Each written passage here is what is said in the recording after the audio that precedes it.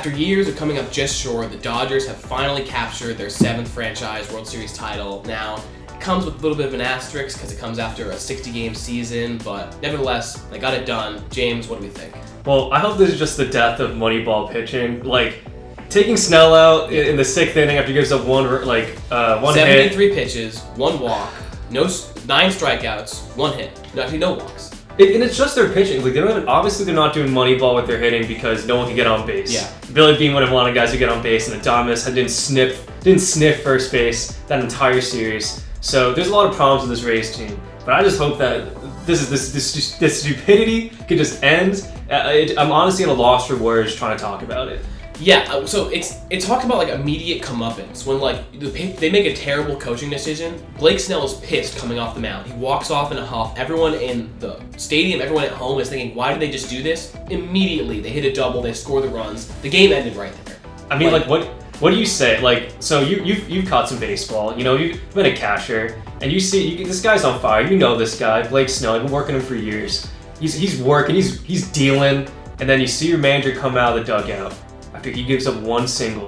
What's going through your mind as a catcher? I feel like everyone in the world had the same exact view of this, and they were all right. As soon as he came out there, you're thinking, all right, the Rays, like they get cute with this stuff. They work all these pitchers. They're like the shift. They're trying to change baseball, like with the way that they use the analytics. And then you come out there and you're thinking, okay, like there's analytics, but there's just knowing baseball. This guy on the mound is dominating. He wants the ball in his hand. Everyone wants the ball in his hand, and you're just getting too cute with it. And immediately, like you saw, that was the case. Oh, immediate cause and effect action. Biggest stage. I don't think I've ever seen a game in this magnitude lost in that kind of way.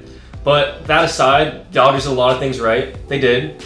And I think the biggest thing for them was Mookie. Because let's be honest, the Dodgers just choke, and every single year they find new ways to lose. And not like the Falcons, but in very much so, when it comes down to the World Series, they should have had it in a lot of opportunities coming up to this point.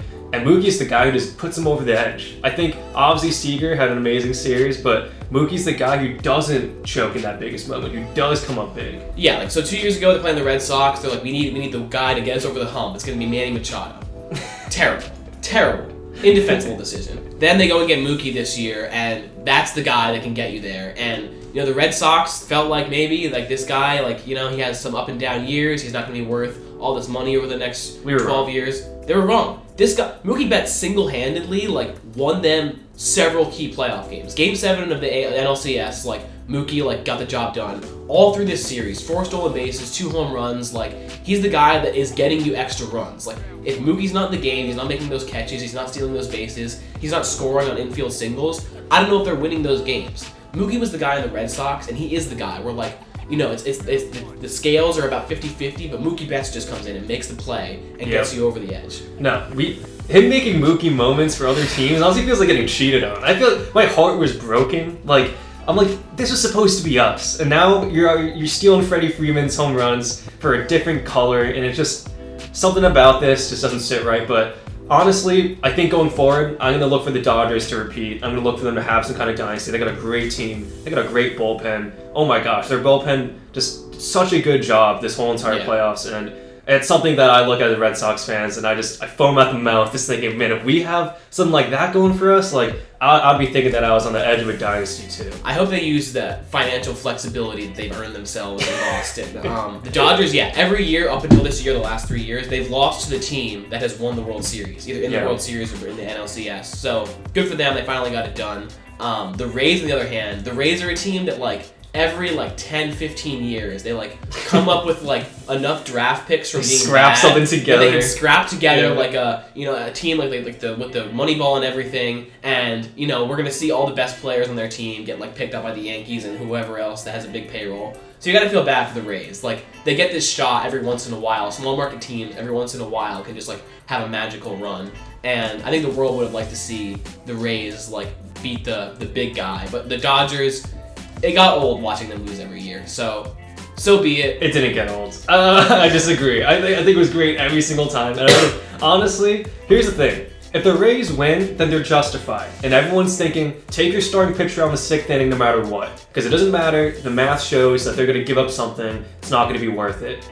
I don't want that to win. I don't think that's good for baseball. I want stuff like that to be booted out. The Rays are the reason we have the 3-batter rule. Yep. And the more that they lose, hey, maybe it's good for the game. And, maybe the Dodgers win with Mookie. Maybe that's a great thing. Maybe I'm in denial. But I honestly think that it pushes the game forward by not going forward. I do think the Blake Snell moment is Blake Snell and Mookie Betts in that moment is a very symbolic moment for baseball where 100%. The Dodgers, the guy that they just paid $400 million, is coming to the plate.